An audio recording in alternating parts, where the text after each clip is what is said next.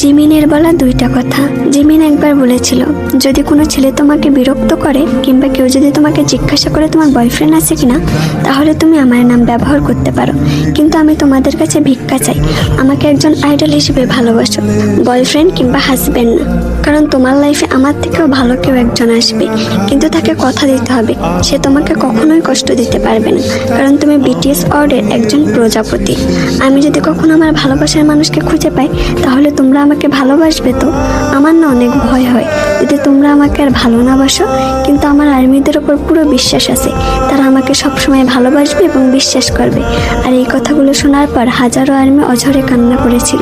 আর এই কথাগুলোর মধ্যে লুকিয়ে আছে বুক ভরা ভালোবাসা আর চোখ ভর্তি হাজারটা না বলা কষ্ট, যেগুলো বোঝার ক্ষমতা সবার নেই।